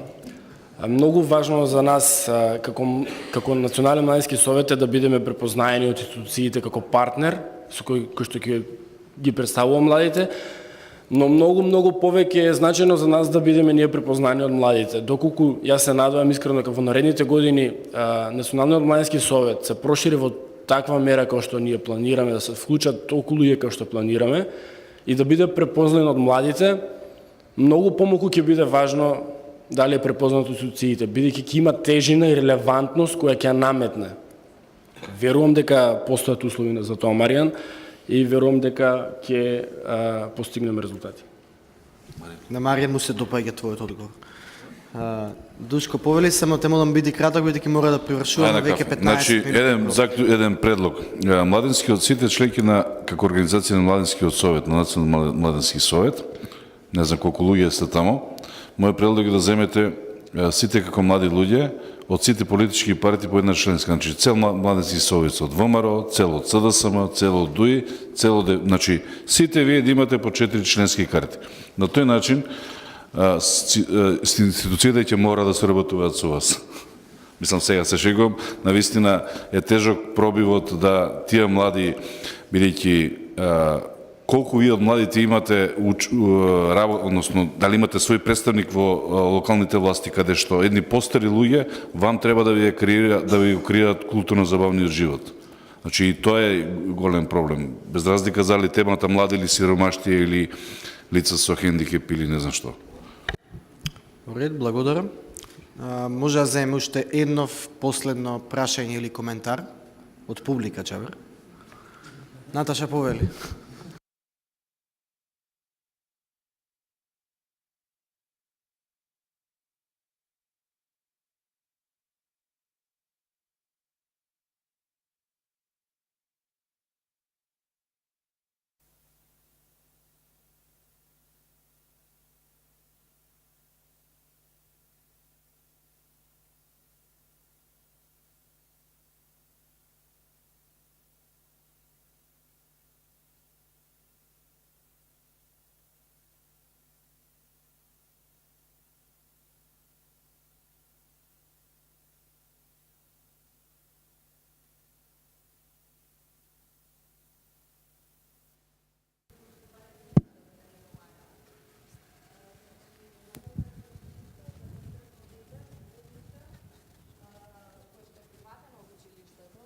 Што изразиле желба да се помогне на ниво на училиште, значи од менаџментот, од наставниците и слично.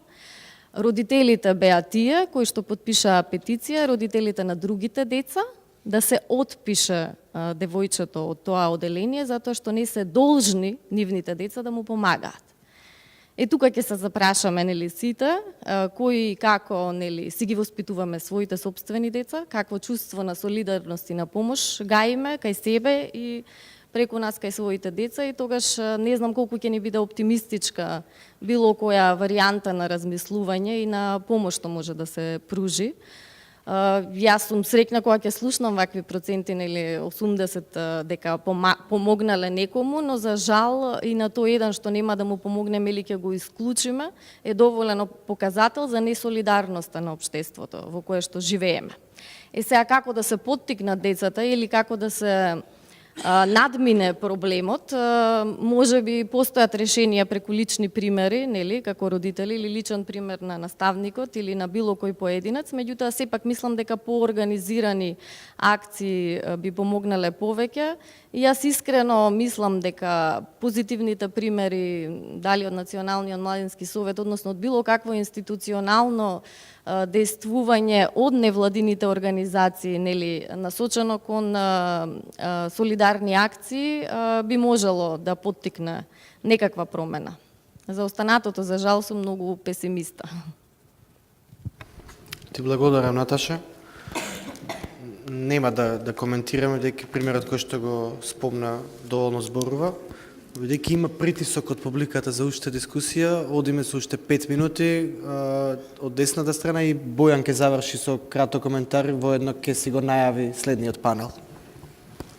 Добар ден, јас сум Сонја Дамчевска од Коалиција за одржлив развој. Бив испровоцирана да кажем еден добар пример. Значи, слушнавме многу лоши работи, за многу знаеме, меѓутоа ми се чини дека се поттикнуваме и се стимулираме кога ќе слушнеме за нешто добро. Група на млади луѓе од Скопје, не знам колку ги знаете, најверојатно ги знаете, пишуваше за нив и во весник и така натаму. Значи, на вистина волонтерски, зборувам со пари од нивниот джеб, секоја втора сабота готват, ги собираат храната од пазари. Готват и делат на луѓе. Посветеноста на тие млади луѓе, група од 15 на млади луѓе кои што го прават тоа, значи не им пречи дури ни минатата сабота кога навистина беше ладно, да се соберат и да готват, да го спремат со љубов, го спремаат јадењето, лебот го купуваат од своји пари, што го даваат, сами се организираат да се однесат до плоштад, иако многу не се срекни што ги гледаат на плоштад, она што останува од спремањето, да не оди и тоа јабана, се носи во зоолошката градина, за да ги нараниме барем и оние кои што сакаат, нели, зелки и такви работи. Моабетот ми е следен. Не треба само да, ми се чини дека е сосема доволно секој да тргне од себе. Нека не гледаат дали сите почнале да даваат. Не знам што пречи било кој од нас, доколку го чувствува тоа, да го направи. Не треба никој да ми каже, нити да ми ракоплеска, нити треба да ми подигне споменик, нити сакам да ме бои кому му припаѓам, а тоа е една од најголемите причини апропо моабетот за младите и нивната одстранатост е токму тоа боење. Доколку направите нешто, некој сигурно ќе во обои, како и да е, нема да завршите без боја. Ќе добиете дали плава, црвена, портокалова, зелена, некаква боја ќе добиете. И најчесто неизлегувањето, односно сакањето да се остане настрана од рефлекторите е токму желбата или надежта дека нема баш да бидат толку многу ишлапани со сите бои. Ми се чини дека и околу соседствата и верувањето на соседите, апропо моабетот дека нели соседите не се веруваат едни на други, нормално кога излезе дека секој секого шпионира. Меѓутоа, од проект кој што ние па го работевме токму со заедници на собственици, па не ќе да е дека толку соседите заборавиле дека ние одамна во едно време од некои 20 на години наназад работевме се заедно и едни други си помагавме. И ден денеска дали е потребно, не знам, да се кречи, да се или да се причува некој, значи не е тоа заборавена пракса кај нас. Може би само ќе треба малку повеќе да се потрудиме лично да се подсетиме. И доколку секој лично на себе се обиде да се подсети, мислам дека нели како беше 1+1 прогресијата покажува и некаков резултат. Благодарам. Благодарам за позитивниот пример. Во тој контекст еден друг пример јас ќе споделам на два подмладоци на две политички партии. кои што го направија еднократно истото кое што вие го зборувате, меѓутоа не е организирано, не континуирано, иако тие два подлаваци така можат да мобилизираат огромна бројка на млади, само за да се сликаат и во функција на пропаганда на своите партии. Едните готвеа ајвар, а другите собира облека наводно за сиромашните. Не знаеме колку ајвар сготви и колку облека собра, меѓутоа ги видовме така насмејани и групно на телевизија. Зборувам за ВМРО, ДПМН и за СДСМ, помладоците и на двете партии. Нерген, те молам, биди краток, ми кажеш да прекинуваме или сакаш коментар? Ајде, повели. Само прашање до Душко, бидејќи напомена 1/3 од граѓаните во Македонија донираат храна, кој што ви разбрав. Прашањето ми е главно колку компаниите во Република Македонија, тие поголемите компании, кондитерски компании, без разлика, донираат храна и соработуваат со банката за храна. Тоа е главното прашање. Благодарам. Благодарам за прашањето. Значи, банката за храна, ќе бидам искрен, барем волонтерите или членството што сме таму и партнер организациите, работиме со помалку од 30% мотивираност, бидејќи имаме мали сопки од самите институции, бидејќи банката за храна има неопходност од складиштен простор. На тој начин ние треба да придеме кон компаниите да донираат храна. Во тој период што сме го направиле, вербално сите даваат подршка, меѓутоа до сега многу малце се одазваат. Може да ги набројам, меѓутоа да не правиме реклама на истите, но некои сами се јавија, каде што секојдневно ви кажав колку со нивна подршка секојдневно колку луѓе конзумираат храна. Значи, компаниите во начело се, меѓутоа имаме тука проблеми со одредени законски и подзаконски акти од типот на закон за спонзорство и донации. Имаме проблем со законот за ветерина и храна, бидејќи дел од храната која што навидум завршува на некои ѓубриште, бидејќи ние немаме депонии. Таа храна може, еве ќе бидам конкретен, конзерва риба кој ќе падне од палетата, конзервата се свиткала, не е за на сталажа во некој од маркетите, меѓутоа може да се користи наредните 10 години. Што прави компанијата? Ја фрла на дрисла и дава документ, оди во осигурителна компанија си ги наплаќа парите. Значи, има и XY фактори кои што може да влијаат, каде што они над 8000 тони храна можеме да ставиме во функција на гладните. Благодарам. Тука ќе завршиме, иако имаме двајца пријавени, Писарев и Бојан, и двајцата се во следниот панел, ќе се ги зачуваат мислите за таму. Ќе споделам само пораката која што Писарев ми ја напиша овде за размислување за време на пауза, поточно прашање зошто солидарноста ја сведуваме на милостиња. 15 минути пауза, се гледаме на следниот панел.